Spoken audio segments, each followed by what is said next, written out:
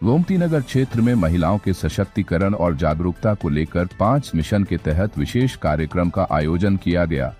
कार्यक्रम में समाज के विभिन्न क्षेत्रों से जुड़ी महिलाओं ने बढ़ चढ़कर हिस्सा लिया। इस अवसर पर उत्तर प्रदेश महिला आयोग की सदस्य ऋतु शाही ने महिलाओं को उनके अधिकारों, सुरक्षा और सरकारी योजनाओं की जानकारी दी। उन्होंने कहा कि महिलाओं को आत्मनिर्भर बनाना ही सच्चे अर्थों में महिला सशक्तिकरण है।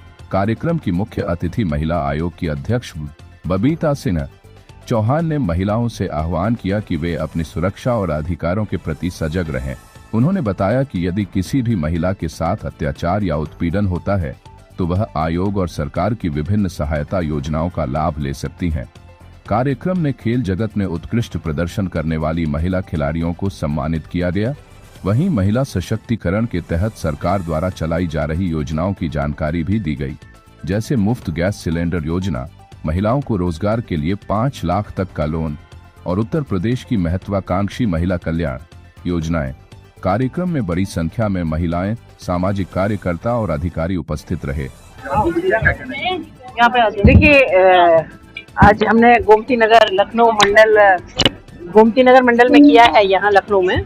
और ये क्योंकि जैसा आपको पता है कि मिशन शक्ति का 5.0 हमारा अभियान शुरू हुआ है संगठन का, तो इसमें क्योंकि महिलाएं, आपने देखा कि यहाँ बहुत जगह जगह से, बहुत दूर दूर से काफी सारी महिलाएं आई हैं, जिनके लिए हमें इनकी योजनाओं के बारे में भी इनको जागरूक करना था। और इनके लिए आज यहाँ हेल्थ चेकअप कैंप भी लगाया गया है कि जिसमें जो हमारे हॉस्पिटल से डॉक्टर्स आई हैं और वो उनका चेकअप भी करेंगे।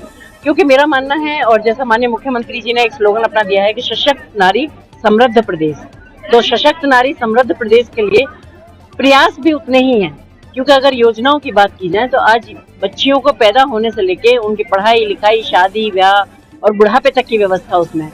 क्योंकि मैं कह सकती हूँ, या तो केंद्र सरकार की बात करें या प्रदेश सरकार की बात करें, तो दोनों ही सरकारें आज महिलाओं के शिक्षा पे, स्वास्थ्य और उनको आत्मनिर्भर बनाने की तरफ जितना काम कर रही है। अभी आपने देखा, हमने बहुत सारी लाभार्थी बहनों से बात किया, किसी को गैस कनेक्शन मिला था, किसी को गैस और शौचालय दोनों मिले थे, घर भी मिले हैं, बहुत सारी योजनाएं ऐसी।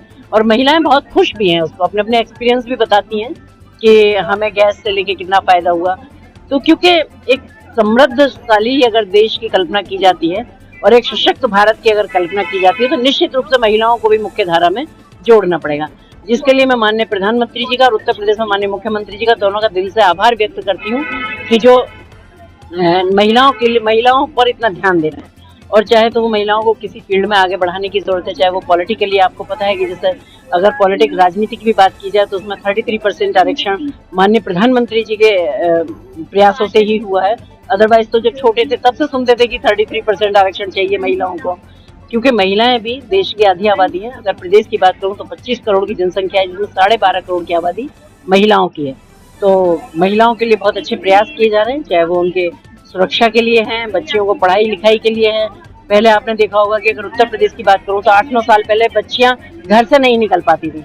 स्कूल जाने की बात छोड़िए, मैं कहती हूँ लड़कियां तो छोड़िए, लड़के सुरक्षित नहीं थे, लड़कों तक के भी किडनैप हो जाते थे। लड़कियों के अगर बराबर से कोई गाड़ी निकलती थी, वो एक मारुति वैन टाइप चलती थी, तो लड़कियां घबरा जाती थी कि क्या होने वाला है। तो नहीं होता था ऐसा प्रश्न कि बच्चे को स्कूल भेजा जाए, बच्चे को नौकरी भेजा जाए। लेकिन आज मैं कह सकती हूँ इतना सुरक्षित वातावरण है कि अगर देश की बात की जाए या प्रदेश की बात की जाए कि आज आंगन से लेकर अंतरिक्ष तक लड़कियां काम कर रही हैं और बहुत समृद्ध भी बन रही हैं।